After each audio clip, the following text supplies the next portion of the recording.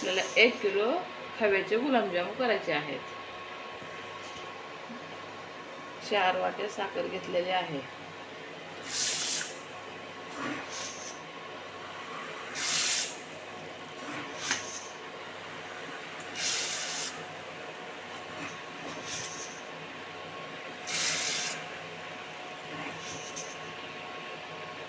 चार वाट्या साखर घेतलेली आहे. आता पाक करायचा आहे.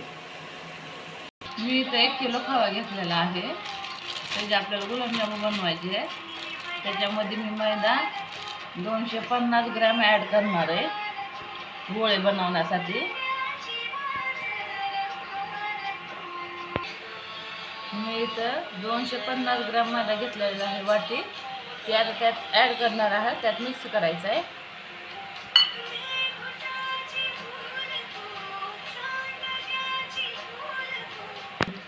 आता सगळं हे मळून घ्यायचं आहे. हे मळून झालेलं आहे आपल्याला खव्याचं पीठ गुलाबजामुनचं. आता आपल्याला गोळे किती बनवायचे, लहान बनवायचे मोठे बनवायचे ते आपल्या साईजवर असतं. मी मीडियम साईजचं बनवलेले आहेत. हे बघा, लय मोठे पण नाही लय बारीक पण नाही.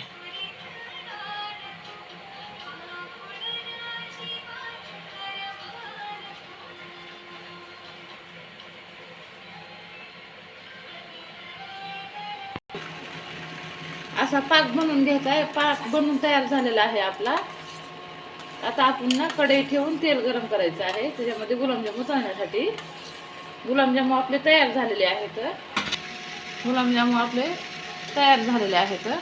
1 किलो खव्यामध्ये एवढे गुलाबजामुन झालेले आहेत. तेल गरम झाले का पाहण्यासाठी मी हे गुलाबजामुन त्यात टाकून पाहणार आहे. तेल गरम झाले का ते बनवण्यासाठी. आपले तेल गरम झालेले आहे. आपल्याला हे सगळं टाकायचे आहे. तर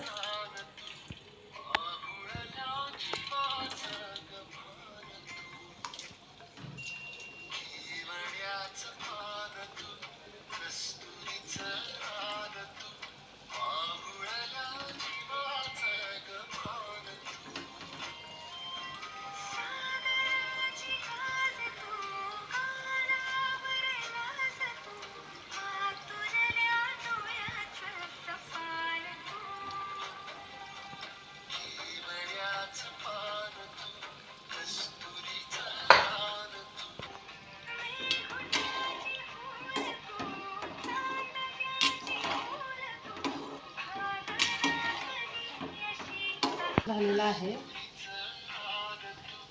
मी आता त्या ह्याच्यामध्ये टाकत आहे पाकामध्ये.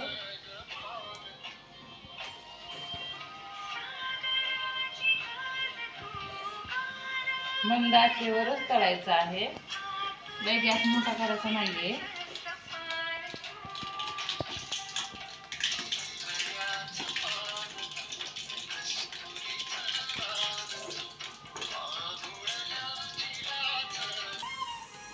हे बघा, मी दुसऱ्यांदा गुलाबजामुन टाकलेले आहेत ते तळायसाठी.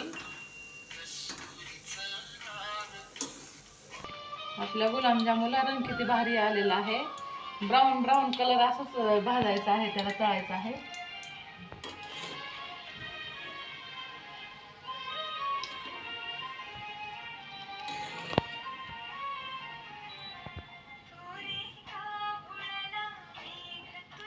आपला शेवटचा घाणा झालेला आहे.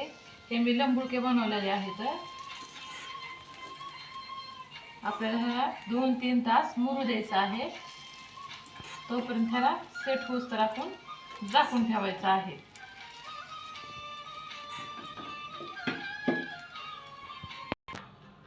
दोन 3 तास मुरून झालेला आहे. मी तुम्हाला खाऊन दाखवणार आहे. आता बघा तुम्ही किती चांगले मुरलेले आहेत.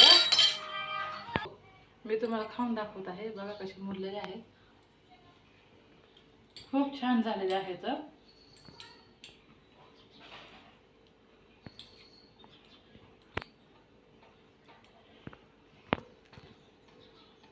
मस्त बनलेले आहेत. खूप छान झाले. तर चव पण खूप छान आहे.